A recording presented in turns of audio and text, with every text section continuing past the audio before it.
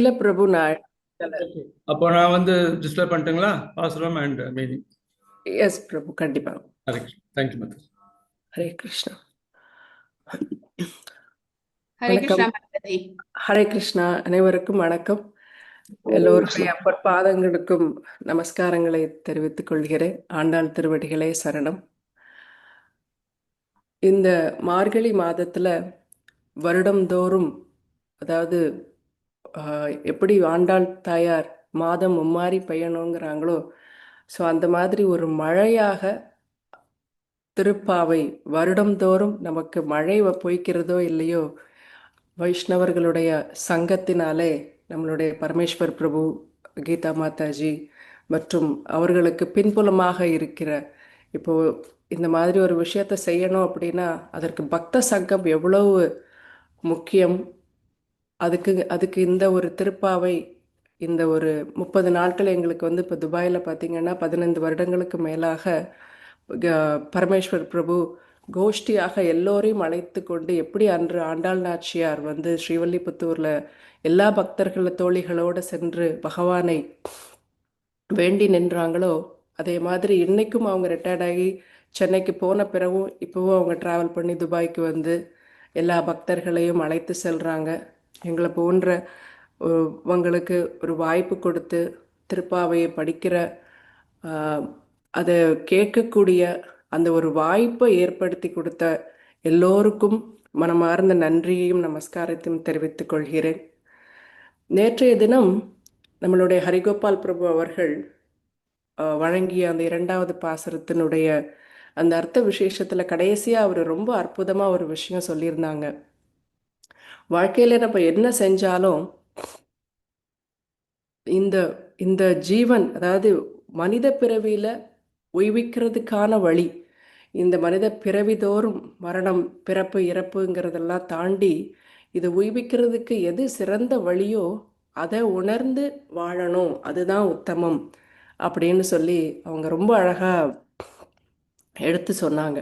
செய்யாதன செய்து அந்த செய்யாத விஷயங்களை எல்லாம் தவிர்த்து எதை செய்யணும், பகவானுக்கு பிரீத்தி தருகிற ஒரு விஷயத்தை மட்டுமே செய்யணும் அப்படின்னு சொல்லிட்டு தன்னுடைய குருவினுடைய வார்த்தையை கூட மீறி இந்த பலி மகாராஜர் வந்து எப்படி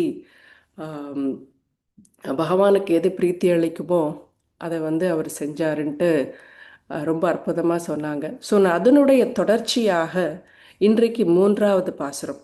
இந்த பாசுரத்தினுடைய ஏற்றம் அப்படின்னு பார்த்தோம் அப்படின்னா, எல்லா சுப நிகழ்ச்சிகள்லையும் மங்களங்களை அருளக்கூடிய நீங்காத செல்வம் வேண்டி, எது நீங்காத செல்வம், இந்த பூமியிலும் சரி எப்பொழுதும் சரி எது வந்து நீங்காத செல்வமோ அந்த செல்வத்தை வழங்கக்கூடிய ஒரு அற்புதமான சக்தி, வேதத்திற்கே வித்தான திருப்பாவை மட்டுமல்லாது திவ்ய பிரபந்தம், பாகவதம், பகவத்கீதை எல்லாமே வந்து இது அனுதினமும் படிக்க படிக்க நமக்கு வந்து மங்களங்கள் சுபீக்ஷம் வந்து உண்டாகும். அதில் 30 பாசுரத்துலேயும் இந்த ஒரு பாசுரம் மிகவும் ஏற்றம். இதை நம்ம படிச்சுட்டு இப்போ ரொம்ப அழகாக அற்புதமாக பாடினாங்க. நாமும் அதை ஒரு முறை படித்து நம்ம அதனுடைய அர்த்த விசேஷங்களை பார்க்கலாம்.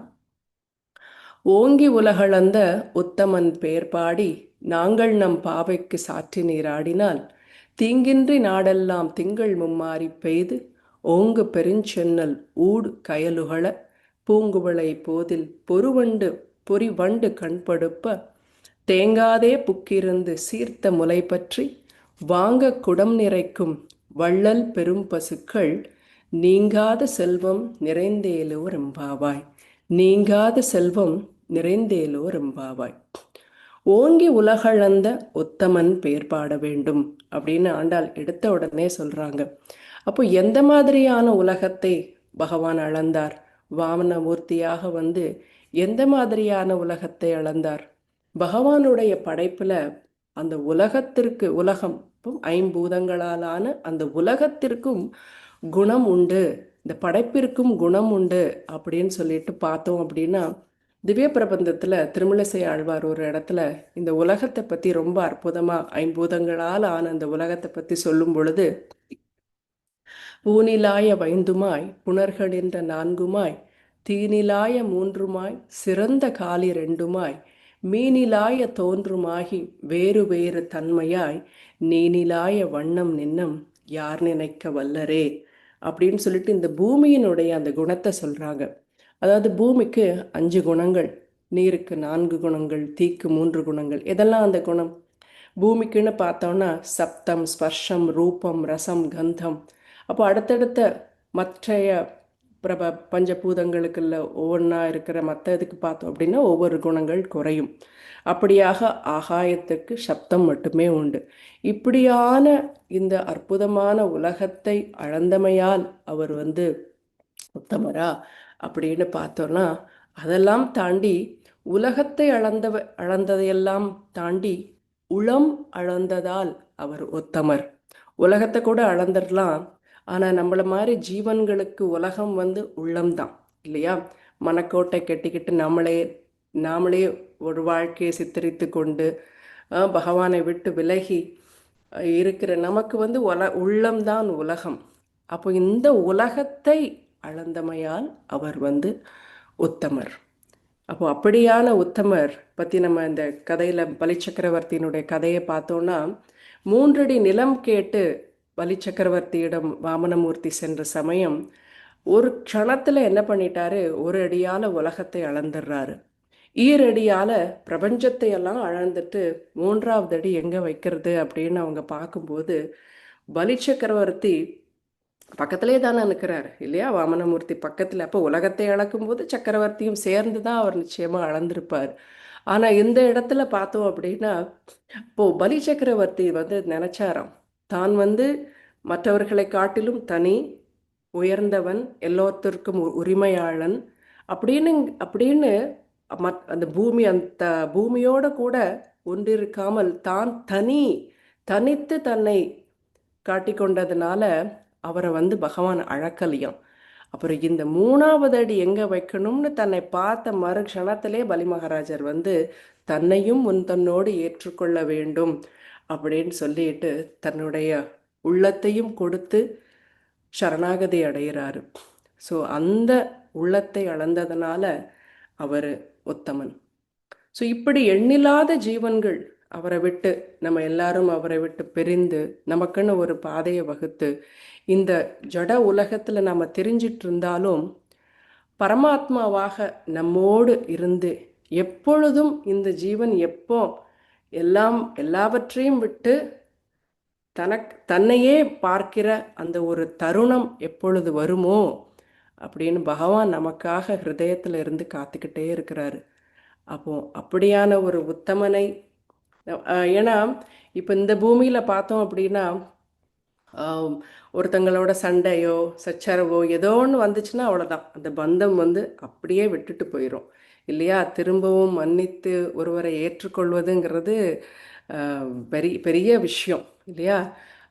ஆனால் அதெல்லாம் தாண்டி பகவான் நம்ம பிறவிதோறும் அவரை விட்டு விலகி விலகி விலகி எவ்வளோ தூரம் வந்தாலும் எல்லா ஜீவன்கள்லையும் ஒரு பரமாத்மாவாக இருந்து காத்து வழிநடத்துகிற அப்பேற்பட்ட அவருடைய எல்லா குணங்கள்லையும் பகவானுடைய குணங்களை பார்க்கும் பொழுது அவருடைய அந்த கருணை வாய்ந்த அந்த குணம், எளிமை, இதுதான் பகவானுடைய குணங்கள்லேயே மிக உயர்ந்த ஒரு குணம்.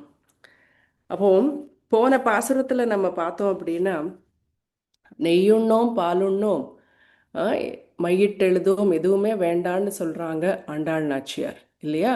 ஆனால் இந்த பாடலில் என்ன சொல்கிறாங்க? நாங்கள் நம் பாவைக்கு சாற்றி நீர் ஆடினாள். அந்த ஓங்கி உலகளந்த உத்தமனுடைய பேரை பாடி பாவைகளோடு அந்த பாவை நோன்பை ஏற்று சாற்றி நீர் ஆடினாள்னா ஓங்கி உரத்த குரல்ல அந்த பகவானுடைய எந்த ஒரு கூச்சமும் இல்லாமல் பகவானுடைய நாமத்தை உறக்க சொல்லி நம்ம செய்கிற செயல்களில் ஒரு நம்பிக்கையோடு அவங்க அதை சத்தமாக செய்யும் பொழுது இப்போ என்ன கிடைக்கும் அப்படின்னா, தீங்கின்றி நாடெல்லாம் திங்கள் மும்மாறி பெய்யணும். எந்த ஒரு தீங்கும் இல்லாத ஒரு மழை சுபிக்ஷத்திற்கான ஒரு அடையாளம். ரொம்ப அற்புதமாக நம்மளுடைய ஸ்ரீல பிரபுபாதர் அவர்கள் எழுதிய ஒரு புத்தகம், நிறைய புத்தகங்கள் எழுதியிருக்காங்க. அதில் லைட் ஆஃப் த பாகவதா அப்படின்னு சொல்லிட்டு ஒரு புத்தகம் எழுதியிருப்பாங்க. அந்த புத்தகத்தில் பார்த்தீங்கன்னா மழை வந்து அதில் ஒரு கிட்டத்தட்ட ஒரு 45 விஷயங்கள் அதில் வந்து, ஏன்னா அது வந்து சைனா மக்களுக்காக அவர் எழுதிய அது, ஏன்னா அது கம்யூனிஸ்ட் நாடு, அந்த நாட்டுக்கு பிரயாணம் பண்ணுறதுக்கு பிரபுபாதருக்கு ஒரு வாய்ப்பு கிடைக்கும் பொழுது, அப்போ அவர்கள் வந்து இயற்கையை நேசிக்கிற ஒரு மக்கள். அப்போது அந்த இயற்கை சார்ந்த விஷயத்தோடு வேதத்தையும் கலந்து நம்ம அவங்களுக்கு புரிகிற மாதிரி சொல்லணும் அப்படின்னு சொல்லிட்டு பிரபுபாதர் எழுதின ஒரு அற்புதமான புத்தகம். அதில் வந்து இயற்கை, முக்கியமாக மழை, மழை இல்லாததுனால என்னவாகும், மழை இருக்கிறதுனால என்னவாகும், மழையை வந்து எதனோடெல்லாம் அவர் வந்து சம்மந்தப்படுத்தி சொல்லியிருப்பாங்க அப்படின்னு பார்த்தோன்னா, மழை வந்துருச்சுனாலே காஞ்சிருக்கிற பூமி எப்படி வறட்சியான அந்த பூமியில் வந்து ஒவ்வொரு உயிர்களும் அப்படி ஒரு உயிர்ப்பு கிடைக்கும் இல்லையா. ஒரு காஞ்சி வறண்ட இடத்துல அப்படி தண்ணி தெளிச்சோன்னா எப்படி அந்த இடத்துல ஒரு மழை பெஞ்சாலே மழைக்கு ஒரு வாசம் இருக்கும் இல்லையா, அந்த பூமிக்கு ஒரு வாசம் இருக்கும். அந்த மாதிரி தான் பகவானை பிரிந்து இருக்கிற மனம், நம்மளுடைய மனமும் அந்த வறண்ட ஒரு பாலைவனமாக பூமியாக மாறி இருக்கிற பொழுது, அந்த மழை வர்ஷிக்கும் பொழுது அதில் எல்லா மாற்றமும் அந்த சுற்றுச்சூழலுக்கு ஏற்பட்டுவிடும். இதில் ஒரு சயின்ஸே வந்து ஆண்டாள் நாச்சியார் சொல்லியிருக்காங்க. முதல்ல தீங்கின்றி நாடெல்லாம் மும்மாறி பொழிகிறது இல்லையா. அப்போது ஆண்டாள் நாச்சியாருடைய அந்த கோஷ்டியில் அவங்க அழைச்சிட்டு வர்ற கோஷ்டியில் பார்த்தோம் அப்படின்னா, பகவான் மட்டுமே வேண்டும், பகவானுடைய அந்த சங்கம் மட்டுமே வேண்டும், பக்த சங்கம் வேண்டும், கைங்கரியம் வேண்டும் அப்படின்னு ஒரு கோஷ்டி இருக்குது. இன்னொன்று வந்து எல்லா செல்வங்களும் வேணும் எனக்கு, உண்ண உணவு, நல்ல உடுக்க உடை, நல்ல செல்வ செழிப்பு எல்லாம் வேணும், பகவானும் வேணும் அப்படின்னுட்டு எல்லா அந்யாபிலாஷிதா சூன்யம்ன்ட்டு அந்நிய பக்தர்களாக வந்து அந்த வேற எந்த பகவானை தவிர வேற எதுவும் வேண்டான்னு எல்லாருமே பயிற்சி பண்ணிக்கிட்டு இருக்கிற பக்தர்களையும் ஆண்டாள் நாச்சியார் கைகோர்த்து கூட்டிகிட்டு போகிறாங்க. ஸோ அப்படி இருக்கும் பொழுது எல்லாம் சுபிக்ஷமாக இருந்துச்சுன்னா அப்போ திருப்தியாக மனசு திருப்தி ஆயிரும். திருப்தி அடைஞ்சிருச்சுன்னா அப்போ என்ன, இப்போ பகவானுடைய நாமத்தை ஆனந்தமாக பாடலாம் அப்படிங்கிற ஒரு ஆசையோடு ஆண்டாள் நாச்சியார் வந்து கூட்டிகிட்டு போகிறாங்க. அப்போ தீங்கின்றி நாடெல்லாம் திங்கள் மும்மாறி பெய்து. அப்போ இதனால் என்ன ஆகுது, அங்கே ஓங்கி பெருஞ்சென்னல், எப்படி ஓங்கி உலகளந்த உத்தமன் அந்த உயரத்துக்கு இந்த பெருஞ்சென்னல், பெருஞ்சென்னல் அப்படின்னா சாதாரண அரிசிலாம் இல்லை, அவங்க ரொம்ப அற்புதமான அங்கே வந்து சென்னல் அந்த வளம் வந்து விவசாயம் தழைத்து இருக்குதான். அப்படி தழைத்து இருக்கும் பொழுது அங்கே வந்து நிறைய நீர் வரப்பும் நிறைய இருக்கும். அந்த நீர் வரப்பில் கயலுகழ ஊடே ஊடே மீன்கள் எல்லாம் துள்ளி பாய்ந்து ஆனந்தமாக இருக்குதாம். ஸோ அந்த அளவுக்கு இதில் வந்து செழுமையை பற்றி கூடுறாங்க. அதுக்கப்புறம் என்ன, இந்த மாதிரி மழை பெய்யுது, அப்புறம் நிறைய பூமி செழிப்பாக இருக்குது. அப்போ பூக்கள் எல்லாம் பூத்து குலுங்குது. அதுலேயும் முக்கியமாக பூங்குவளை, அந்த அழகான குவளை மலர்கள் வந்து அவ்வளோ பூத்து கிடக்குதான். அப்போ பூக்கள் இருந்துச்சுனாலே அங்கே என்ன இருக்கும், நிறைய தேன் இருக்கும். அப்போ அந்த தேனில் வந்து தேனை குடிக்கிறதுக்காக வண்டுகள், தேன் வண்டுகள் வந்து அழகாக ரிங்காரமிட்டு அங்கே வந்து வந்துடுது. ஸோ அதை வந்ததுக்கப்புறம் என்ன ஆகுது, அந்த தேனை இப்போ ஒரு தேன் குடிக்க வரக்கூடிய அந்த தேனீக்களானது ஒரு பூவில் மட்டும் இருக்காது. நம்ம பார்ப்போம், ஒரு பூவில் இருக்கும், அடுத்த நிமிஷம் டப்புன்னு அடுத்த ஒவ்வொரு சொட்டு தான் அதில் இருக்க போகுது. குடித்த உடனே அடுத்த பூக்கு போகும், அப்படி ஜம்ப் பண்ணி போய்கிட்டே இருக்கும் இல்லையா. ஆனால் இதில் வந்து என்ன சொல்லியிருக்காங்க அப்படின்னா, ஒரு பூக்கள்லையே அந்த தேனை உண்ட மகிழ்ச்சியில் அப்படி கண்ணு அந்த அளவுக்கு வயிறு நிரம்பிருமா, அதுக்கு திருப்தியாயிரும். அப்படி அந்த ஒரு திருப்தி கிடைச்ச உடனே என்ன ஆகும், உண்டமயக்கும் தொண்டனுக்கும் உண்டென்பது போல அந்த வண்டு அதுலேயே படுத்து அழகாக தூங்கிருச்சான். அப்போது ஒரு பாதுகாப்பான ஒரு சூழல் உருவாகிறது இல்லையா. இது முடிச்சு எப்போ இந்த மாதிரி அப்போது எல்லா பூக்கள் எல்லாம் மலர்ந்துருக்கு. அப்புறம் புற்கள், புல்லெல்லாம் அங்கங்கே நல்ல செழிப்பாக வளர்ந்துருக்கு. ஸோ அப்போ என்னாகும், இதனால் நல்ல பசுக்களுக்கு நல்ல உணவு கிடைக்கிறது இல்லையா. பயிர்கள், தானியங்கள், தேன் எல்லாம் வந்தாச்சு. அடுத்து அங்கே இருக்கக்கூடிய பசுக்களுக்கு நல்ல உணவு கிடைக்கிறது. இது கிடைச்ச உடனே என்னாகும்? தேங்காதே புக்கிருந்து சீர்த்த முலை பற்றி வாங்க குடம் நிறைக்கும் வள்ளல் பெரும் பசுக்கள். அப்போ அதை உண்டு மகிழ்ச்சியாக இருக்கிற அந்த பசுக்கள்கிட்ட இருந்து கிடைக்கக்கூடிய நல்ல பால், அப்போ தேனாரும் பாலாரும் ஓடுகிற இதுதான் வளமா. ஒரு பூமி சுபிக்ஷமாக வளமாக இருக்குது அப்படின்னா தேனாரும் பால். ஏன்னா இப்போ உள்ள அரசியல்வாதிகளே அப்படி தானே சொல்கிறாங்க இல்லையா, தேனாரும் பாலாரும் ஓடும்னு. ஸோ அந்த அளவுக்கு பகவானுடைய நாமத்தை சொல்லும் பொழுது எந்த குறைவில்லாமல் தேனாரும் பாலாரும் ஓடுற அளவுக்கு அந்த பூமி வந்து சுபிக்ஷமாக இருக்குது. இப்போ நாங்கள் இங்கே இருக்கிற துபாயில் பார்த்தீங்கன்னா 15 வருடங்களாக இருக்கோம் நாங்கள். இங்கே மழையே கிடையாது. இங்கே மழைனாலே ஓடுவாங்க. எங்களுக்கு இன்றைக்கி நேற்றுலாம் வந்து ஸ்கூல்ஸ்க்கு லீவ் கொடுக்குறாங்க, ஆஃபீஸ்க்கெல்லாம் ஒர்க் அட் ஹோம் கொடுத்துட்டாங்க. ஏன்னா மழை பெஞ்சிரும் அப்படின்னா அங்கங்கே ஒர்க்கெல்லாம் ஸ்டாப் பண்ணிவிட்டு அதுக்கே ப்ரிப்பரேஷன். மழை வந்துச்சுனாலே பயப்படுகிற அந்த மாதிரி ஆயிடுச்சு இந்த ஒரு வாழ்க்கை.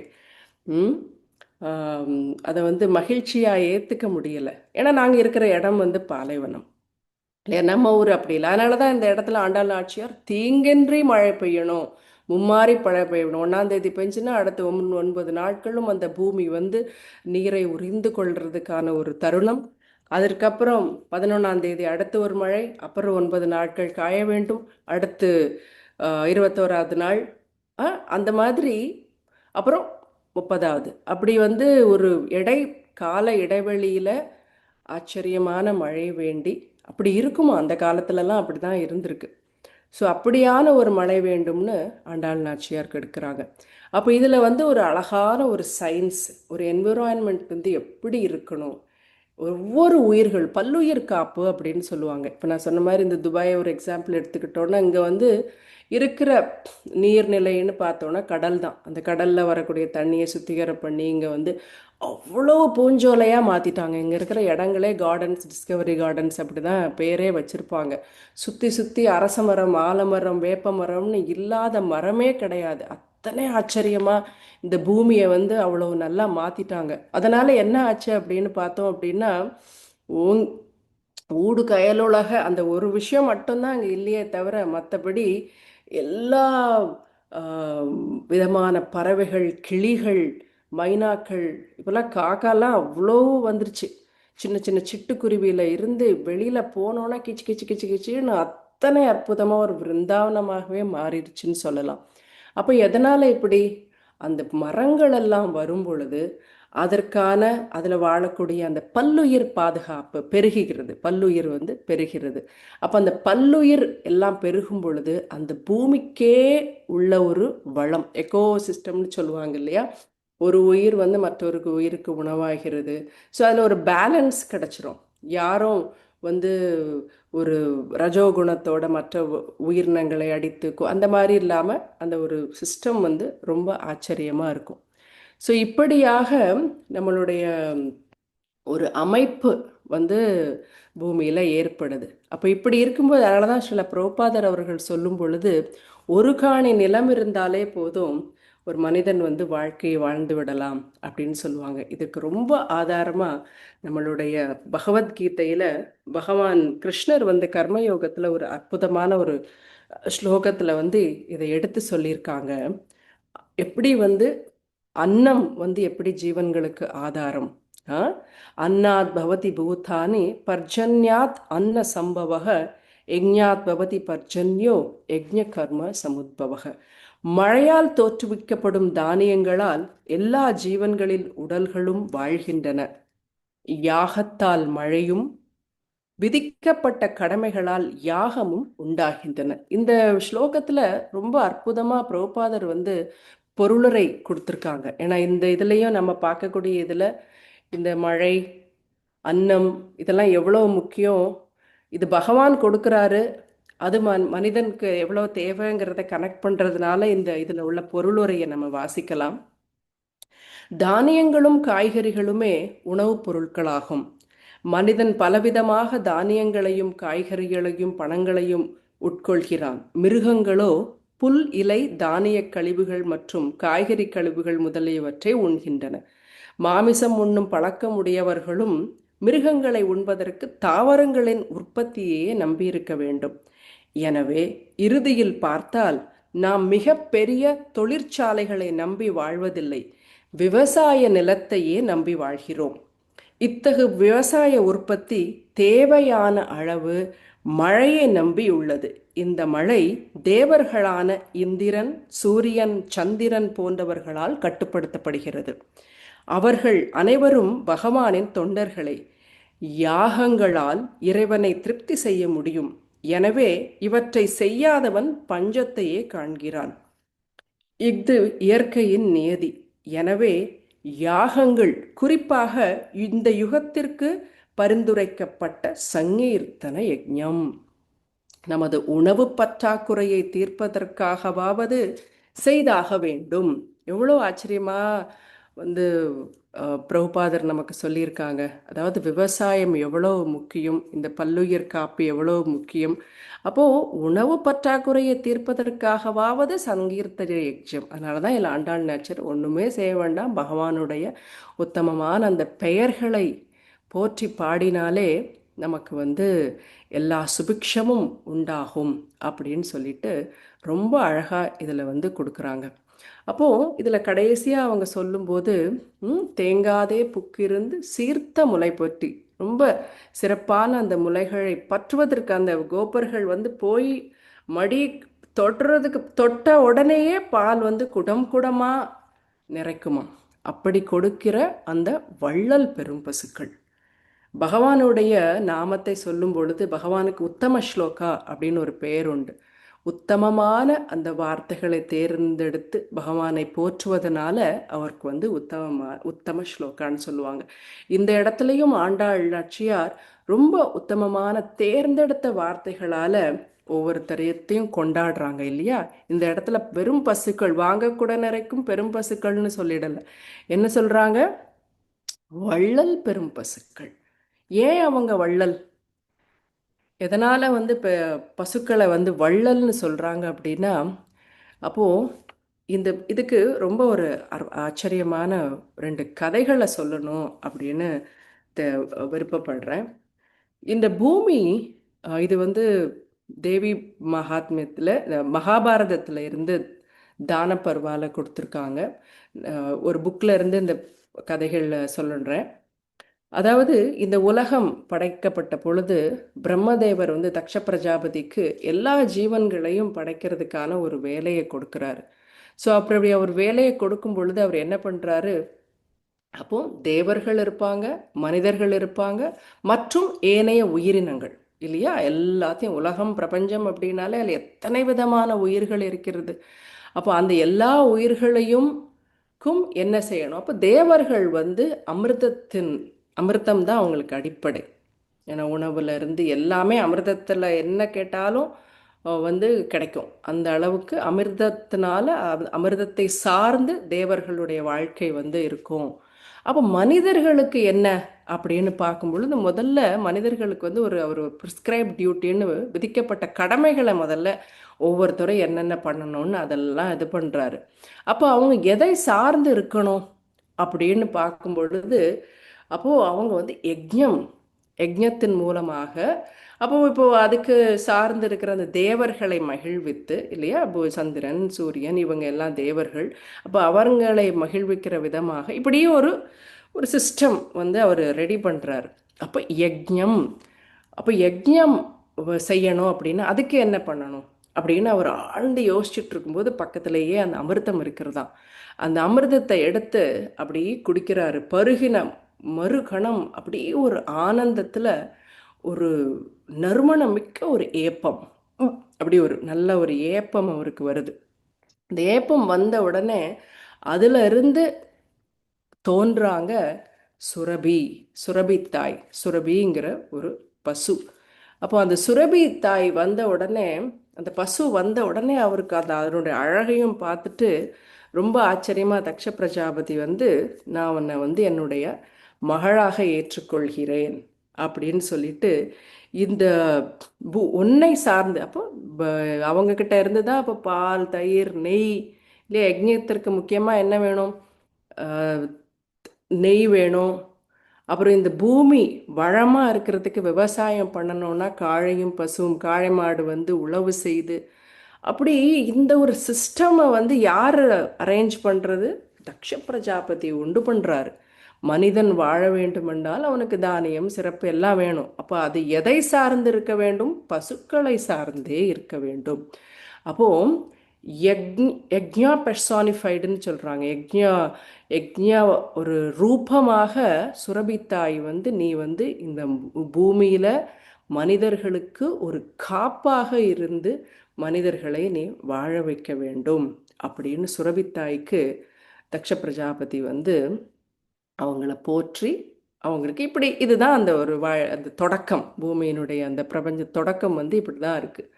ஸோ இப்படியாக இருக்கும் பொழுது நம்ம இதை இன்னொரு விதத்தில் நம்ம கனெக்ட் பண்ணி பார்த்தோம் அப்படின்னா, நம்மளுடைய பாகவதத்தில் பிருத்து மகாராஜருடைய கதை பார்த்துருக்கோம். எப்படி வந்து பூமி தாய் வந்து பசுவினுடைய வடிவம் எடுத்திருப்பாங்க இல்லையா? அப்போ அவங்க எப்படி வந்து கெட்டவர்கள் ஓங்கி இருக்கும் பொழுது எல்லா செல்வ செழிப்பு எல்லாத்தையும் வச்சுப்பாங்க. அப்போ பஞ்சம் விரித்தாடும். அப்போ அந்த பஞ்சம் ஏன் எப்படி இருக்குன்னா, எல்லா செல்வமும் யாரு? பூமியினுடைய உருவமாக எடுத்த அந்த பசு தேவதை கிட்ட இருக்கு. அப்போ அந்த கோமாதா போய் அவர் விரட்டுற அந்த கதை ஒன்று பார்த்துருக்கோம். அதே மாதிரி பரீட்சித் மகாராஜ் பூமியெல்லாம் வென்று அவர் வந்து இப்படி வேர்ல்டு டூர் போயிட்டு வரும்போது கலி புருஷன் வந்து என்ன பண்ணுவார்? அந்த பசுக்களை தான் முதல்ல தாக்குவான். ஏன் அப்படின்னா, பசுக்கள் மற்றவர்களை மற்ற உயிர்களை காட்டிலும் பசுக்கள் அவ்வளோ கொண்டாடப்பட்ட ஒரு கோமாதா வந்து, ஏன்னா அவங்க தான் அது ரட்சிப்பு காப்பாக இருந்திருக்காங்க. அதனால் அவர் என்ன பண்ணுறாரு? தர்மம் 4 கால்களும் தர்மத்திற்கு இணையாக சொல்லியிருப்பாங்க இல்லையா? அப்போ 3 கால்களை வெட்டி ஒத்த காலால் அவங்க அவ்வளோ துடிச்சிட்டு நிற்கும்போது கூட பரீட்சித் மகாராஜ் கேட்குறாரு, எதனால் நீங்கள் இப்படி இருக்கிறீங்க? என்ன விஷயம்? யாருன்னு சொல்லுங்கள், அவங்கள நான் வந்து இது பண்ணுறேன், உடனே பனிஷ் பண்ணுறேன்னு சொல்லுவோம். அப்போ கூட அவங்க வந்து என்ன செய்கிறாங்க? பூமி எவ்வளோ பொறுமையோ அதே மாதிரி அந்த இடத்துல அந்த கான்வர்சேஷன் பரீட்சத்துக்கும் கோமாதாவுக்கும் உள்ள அந்த இது ரொம்ப அற்புதமாக கொடுத்துருக்கோம். என்னுடைய கர்ம வினைனாலேயோ எதனாலேயோ தான் நான் கஷ்டப்படுறேன், இதுக்கும் என்னை யாரும் துன்புறுத்தலை அப்படின்னு சொல்லிட்டு யார் மேலேயும் பழி போடாமல் அப்படி ரொம்ப அமைதியாக சாந்தமாக இருப்பாங்க. இதுதான் இன்றைய நிலை. கோமாதாவினுடைய நிலை வந்து இந்த காலத்தில் அப்படி தான் இருக்குது அப்படின்னு சொல்லிட்டு பிரபுபாதர் வந்து எழுதியிருப்பார். ஆனால் ஸோ இப்படியான ஒரு அந்த ஒரு கோமாதாவினுடைய ஏற்றம், அதனால் அவங்க வந்து வள்ளல் பெரும் பசுக்களாக இதில் வந்து சொல்லியிருக்காங்க. என்ன ஒரு கதை, அந்த கதை நம்மளுடைய இந்த வாமன சரித்திரத்தோடு பார்க்கும் பொழுதும் ரொம்ப அழகாக பொருந்தி வந்திருக்கிறதுனால அதையும் சொல்கிறேன். எப்படி சுரபித்தாய் வந்து கோலோக பிருந்தம், ஏன்னா இதெல்லாம் நம்ம ஒருத்தவங்களுடைய புகழும் அவர்களுடைய முன்றைய சரித்திரம் நம்ம தெரியும் போது இன்னும் அவர்களுக்கான அந்த சேவை புரிவதற்கு ஒரு நல்ல வாய்ப்பாக இருக்குங்கிறதுனால அதை நான் ஷேர் பண்ணணும்னு ஆசைப்படுறேன். அப்போ சுரபித்தாய் வந்து எப்படி கோலோக்கத்தில்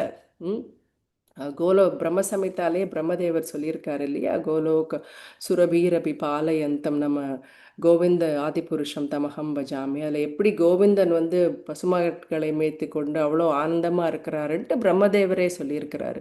ஸோ அப்படி எப்படி வந்து சுரபிக்கு வந்து கோலோகத்தில் இடம் கிடச்சிது அப்படின்னு சொல்லிட்டு ஒரு சரித்திர கதை. அதில் பார்த்தோம் அப்படின்னா, ஒரு வாட்டி தேவர்களுக்கும் அசுரர்களுக்கும் ஒரு யுத்தம். அவங்க எப்போவுமே சண்டை போட்டுட்டு இருக்கிற ஆட்கள் தான் இல்லையா? அப்போ அப்படி சண்டை போடும் பொழுது ஒரு இடத்துல தேவர்கள்லாம் வெற்றி பெற்றுட்டாங்க. அப்போ அந்த வெற்றியை கொண்டாடுவதற்காக சத்தியலோகத்தில் பிரம்மர் வந்து ஒரு பெரிய ஃபீஸ்ட், எல்லாருக்கும் ஒரு பார்ட்டி அரேஞ்ச் பண்ணியிருக்கிறாரு. எல்லாம் பெரிய கீர்த்தன்லாம் நடக்குது, சந்தோஷமாக எல்லாரும் ஆனந்தமாக இருக்கும் பொழுது அப்போ இந்திரன் வந்து கொஞ்ச நேரம் பிரம்மதேவர்கிட்ட கொஞ்சம் பேசிகிட்டு இருக்கிறாராம். அப்போ பேசும் பொழுது அவர் வந்து ஏன்னா அவங்க சத்தியலோகத்தில் இருக்கிறார், ஒவ்வொரு லோகத்தை பற்றியும் கேட்டு எது ஏற்றம் எது பெரிய விஷயம்னு கேட்கும்போது அதில் கோலோகத்திற்கு என்ன ஏற்றம், அப்போ கோலோக தாமத்தில் பசுக்கள் எப்படி அங்கே இடம் கிடச்சிது அப்படின்னு சொல்லிட்டு அவர் கேட்குறார். ஸோ அப்படி கேட்கும் பொழுது பிரம்மதேவர் வந்து சொன்னாராம், அப்போது பலியை வென்ற இந்திர தேவனே, பசுக்கள் வந்து சுரபி தாய் வந்து எங்கேயுமே உருவானவர், அவர்களுடைய புகழ் உனக்கு தெரியாததுனால தான் இந்த மாதிரி நீ கேள்வி கேட்குற அப்படின்னு சொல்லிட்டு அவங்க எப்படி இப்படி ஒரு ஆச்சரியமான அவங்களுக்கு அந்த இடம் கிடைச்சதுன்ட்டு ஒரு கதை சொல்கிறாங்க. இப்போ நம்ம எல்லாருக்குமே தெரியும், அதித்தி தேவி வந்து இந்திரனுக்காக என்ன பண்ணுறாங்க, அவர்களை தேவர் அசுரர்கள்ட்ட இருந்து பாதுகாப்பதற்காக அவங்க வந்து பயோவிரதம் அப்படிங்கிற ஒரு விரதம் ஏற்பட்டு அவங்க வந்து பலி மகாராஜரை சாரி வாமன தேவரை மகனாக பெற்று இது பண்ணுறாங்களே, அப்போ அந்த ஒரு ஆஸ்டரிட்டி பயோவிரதா பண்ணினாங்க அப்படிங்கிற ஒரு விஷயம் வந்து உலகம் முழுக்க பேசப்படுது.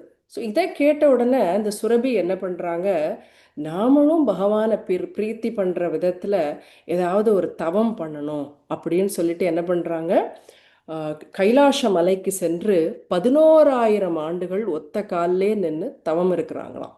பகவானை நோக்கி வேண்டி தவம் இருக்கிறாங்க. அப்போ இப்படி 11,000 ஆண்டுகள் வந்து ஒரு கடும் தவம் இருந்த உடனே என்னாகுது, அது முடித்த மாத்திரத்தில் பூமி எல்லாருக்கும் தெரிஞ்சிருது, ஒரு ஒரு இறுக்கம் ஏற்படுது பூமியில். அப்போ தேவர்கள் எல்லாம் பிரம்மதேவருடைய தலைமையில் சுரபித்தாய் கிட்ட போகிறாங்க.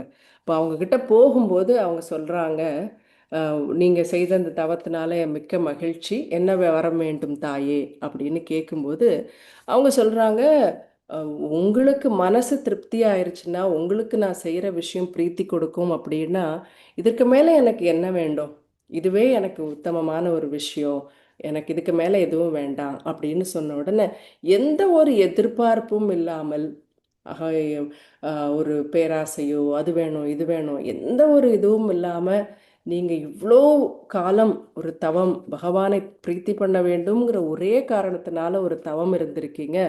அதனால் உங்களுக்கு நான் ஒரு வரம் கொடுக்குறேன், நீங்கள் கோலோக தாமத்தில் நீங்கள் இருக்கலாம் அப்படின்னு சொல்லிட்டு. அதுதான் உங்களுடைய ஏன்னா அந்த அங்கே இருக்கிற மக்கள் வந்து தனக்கென்று இல்லாமல் பகவானை பிரீத்தி செய்வதற்காகவே வாழ்கிறவர்கள் இல்லையா, அதனால் அந்த குணம் உங்களுக்கு இருக்குது, நீங்கள் அங்கே இருக்க ஏற்றவர் அப்படின்னு சொல்லிட்டு பிரம்மதேவர் கோலோகத்தில் நீங்கள் இருக்கலான்ட்டு சொல்லிட்டு அவங்களுக்கு ஒரு வாய்ப்பு கொடுக்குறாங்க.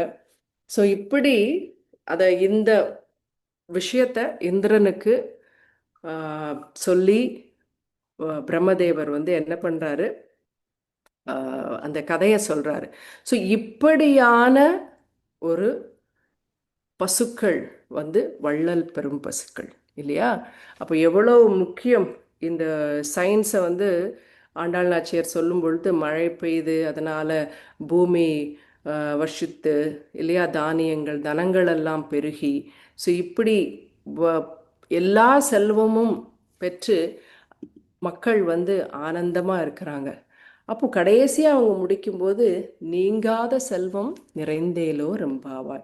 அப்போ நம்ம இப்போ பார்க்குற இந்த செல்வங்கள் எல்லாம் சுபீட்சமாக திடமாக இருக்குது. சரி, ஒரு மனுஷன் இருக்கிறான், அவன் வந்து அவனுக்கு 100 வயசு ஆயுசு கொடுத்தாச்சு, எல்லா செல்வமும் இருக்குது, குழந்தைகள் எல்லா விதத்துலேயும் திருப்தியாக இருக்கிறான், அப்பா அப்படின்ட்டு இருக்கிறான். இதுதான் செல்வமா? இந்த பிறப்பு அப்படின்னாலே இறப்பு அப்படின்னு ஒன்று இருக்குது இல்லையா. அப்போ இதிலெல்லாம் தாண்டி ஒரு மனிதன் வர வேண்டும் அப்படின்னா அந்த நீங்காத செல்வம் என்ன, அதுதான். இப்போ முதல் பாடல்லையே நம்மளுடைய ஆண்டாள் நாச்சியார் சொல்லும்போது, சீர்மல்கும் ஆயப்பாடி செல்வ சிறுமீர்கள், அந்த ஆயர்பாடி மக்களுக்கு எல்லா செல்வமும் உண்டு. ஏன்? பகவானோடைய நெருக்கமாக சம்பந்தம் இருக்கு, அந்த பகவத் சங்கம் அதுதான் நீங்காத செல்வம் இல்லையா. அதை பெற்ற அந்த ஆயர்பாடி மக்கள் அவங்க எவ்வளோ ஒரு ஆச்சரியமான ஒரு மனசு அவங்களுக்கு பாருங்க.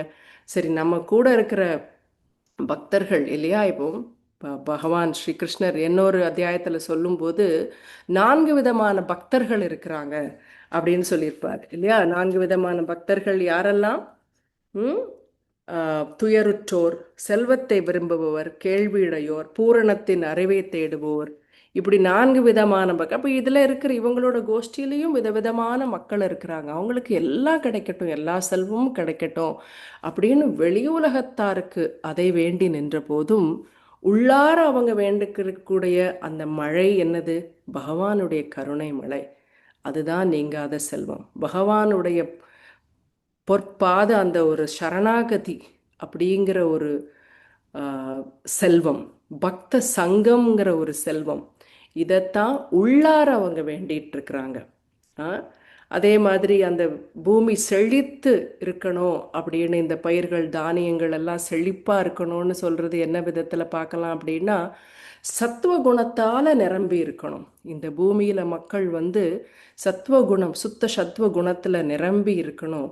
அப்படியான ஒரு உலகமாக சுபிக்ஷம், அதுதான் உண்மையான சுபிக்ஷம் அப்படின்னு அவங்க உள்ளார வேண்டுறாங்க. அடுத்து நீங்கள் தேங்காதே புக்கிருந்து சீர்த்த முலை பற்றி வாங்க குடம் நிறைக்கும் வள்ளல் பெரும் பசுக்கள். அந்த பசுக்கள் கொடுக்கக்கூடிய அந்த விஷயம் என்னது? யஜ்யம், அந்த யஜ்ய தர்மம். இப்போ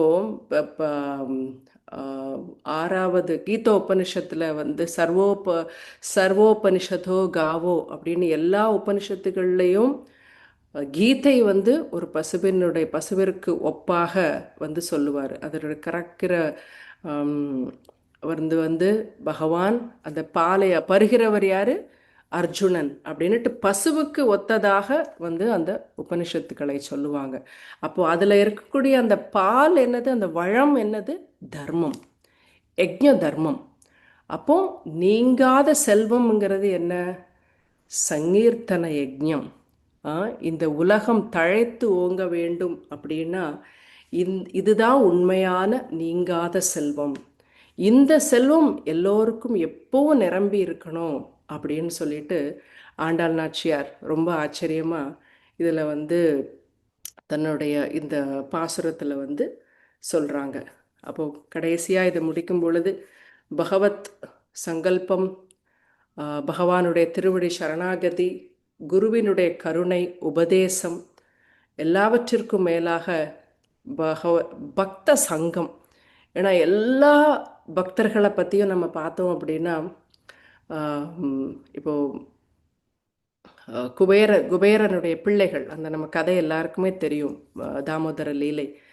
அத்தனை செல்வ செழிப்பு எல்லாமே இருந்த போதிலும் கடைசியாக அவங்களுடைய அந்த ஸ்துதியில் பகவானை நோக்கி சொல்லும் பொழுது அவங்க ஸ்துதியில் சொல்லுவாங்க, உங்களுடைய பக்தர்களை விட்டு நீங்காத ஒரு வரம் எங்களுக்கு நீங்கள் கொடுங்க. அப்படி இருந்தோன்னா எங்களுடைய வாழ்க்கை எப்போவுமே சந்தோஷமாக இருக்கும் அப்படின்னு சொல்லிட்டு வேண்டும். விருத்ராசுரன் கேட்குறதும் அதுதான், பக்த சங்கம் வேண்டும். எல்லாருமே, கஜேந்திரன் எல்லாருடைய ஸ்துதிகள்லையும் பார்த்தோம் அப்படின்னா எல்லாருமே வேண்டி நிற்கிறது அந்த பக்த சங்கம். அப்படி அந்த பக்த சங்கம் நமக்கு இன்னைக்கு சில பிரபுபாதரனுடைய அருளால் நமக்கு கிடைச்சிருக்கு. அந்த சங்கத்தினுடைய ஒரு ஆசிர்வாதத்தோட எல்லோரும் சுபீக்ஷமாக இருக்கணும்னு ஆண்டாள் நாச்சியாருடைய திருவடியில் வேண்டி இந்த பாசுரத்திற்குடைய எனக்கு புரிந்த விஷயங்களை நான் ஷேர் பண்ணணும்னு ஆசைப்பட்டேன். டிவியேட் பண்ணியிருந்தால் மன்னிக்கணும். எதுவும் இதுக்கு ஆட் பண்ணணும் அப்படின்னு சொன்னாலும் எல்லாரும் பக்தர்கள் தாராளமாக சொல்லலாம். நன்றி. ஹரே கிருஷ்ணா. ஹரே கிருஷ்ணா. ரொம்ப நல்லா இருந்தது மாதாஜி. ஹரே கிருஷ்ணா அம்மா, நன்றி. All glories to Guru and Gauranga. Hare Krishna. இன்னும் எவ்வளோ நிமிஷம் இருக்கு பிரபு? 4 நிமிஷம் இருக்கும். Asant Prabhu, approximately Mataji 2-3 minutes இருக்கு Mataji. ஓகே பிரபு. அப்போ என்ன ஒரு வாட்டி இந்த பாடலை நம்ம பாசுரத்தை பாடிடலாம். வேற யாரும் பாடுறீங்களா? ஹரே கிருஷ்ணா. ஹரே கிருஷ்ணா. மாதாஜி நீங்க பாடுறீங்களா மாதாஜி?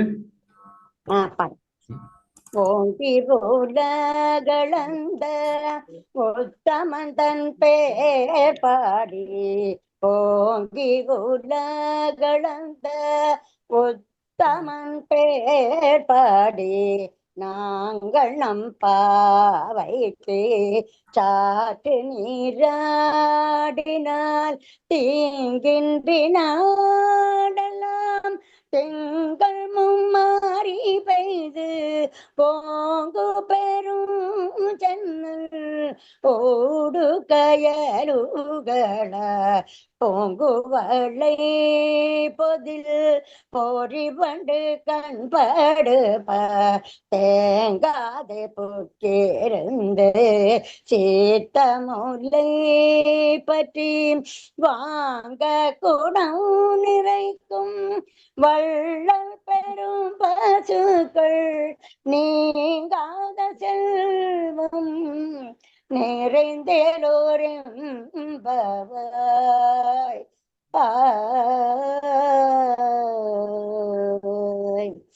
ஹரே கிருஷ்ணா. ஹரே கிருஷ்ணா. ஹரே கிருஷ்ணா. தேங்க்யூ மாதாஜி. தேங்க்யூ பிரபுஜி. மாதாஜி எல்லாருக்கும் மிக்க நன்றி. ஹரே கிருஷ்ணா. வேற யாருக்காச்சும் எதனா கருத்து தெரிவிக்க விரும்புறீங்களா? ஹரே கிருஷ்ணா.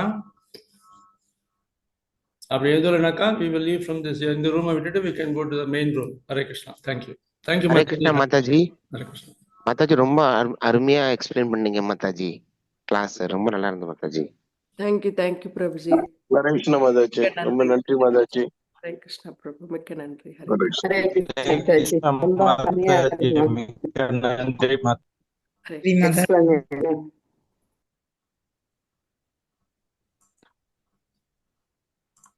ஹரே கிருஷ்ணா. நன்றி மாதாஜி. ஹரே கிருஷ்ணா.